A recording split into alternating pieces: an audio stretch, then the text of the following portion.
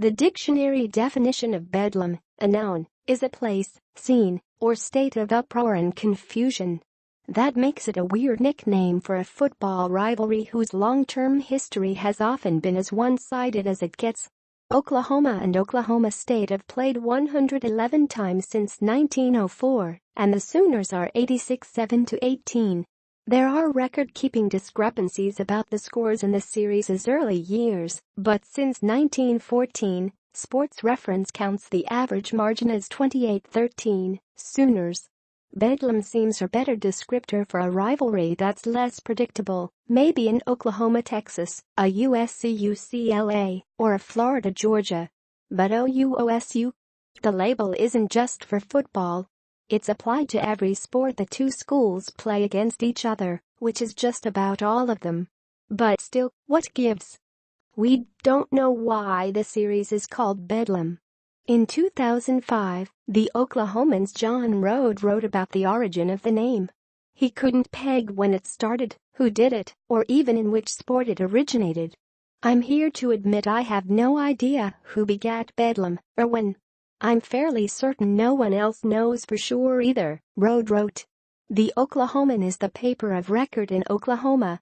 Rode says no reference to the Bedlam series appeared in the paper until 1943.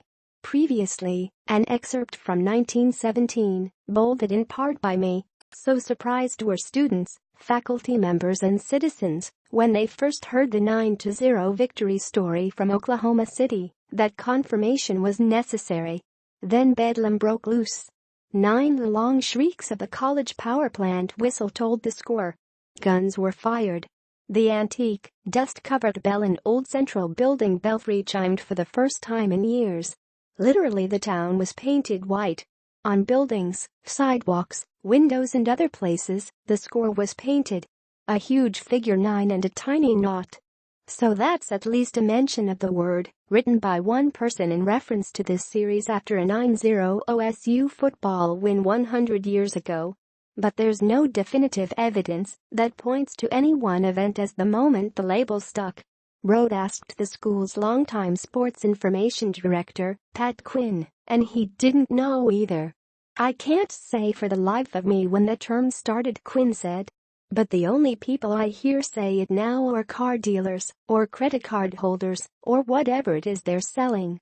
Despite the lack of clarity about its origin, and how lopsided the rivalry has been, I think the Bedlam label kind of works. For one thing, the series has been a bit closer since 2011, as Oklahoma State's entrenched itself under Mike Gundy. The Cowboys are 2-4 in the last 6, after OU won every year from 2003 through 2010.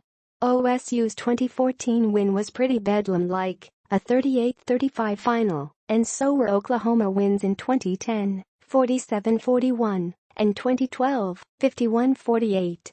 It's also a function of the modern Big 12, which is a wild league. Listen to Gundy describe the conference to SB Nation's Bill Connolly for this feature. The issue that we have in this league is, we're playing Texas Tech this week. I use Tech a lot as an example. Whether it's this year or the last 3 years, you could be a 7-1 team, and you could go on the road and play a 4-3 Texas Tech in Lubbock. And you might have to score 38 points to win. You say, well, maybe you bulk up, and you pound them, and you slow the game down, and this and that. You ain't slowing them down. They're gonna go fast, and the skill that they have, on a field 52 yards wide, and their willingness to be high risk, you're going to have a hard time ever keeping them under 35 points. So if you come into this league and say you're gonna do that, you better be able to do it every week, okay? You've got the same gig with OSU, you've got the same gig with OU, Iowa State's in that ballgame now, TCU, with what they do on offense. Last year they struggled a little bit, but when they had Trevin Boykin, they're hanging 45 on you before you can spin your head. If you're gonna play that way, just know that you may play very good and lose 37-34 to a 2-5 team. That's the facts in this league. You could apply Bedlam to all kinds of games in this league. We don't have to know where the label comes from for it to be at least a little bit accurate.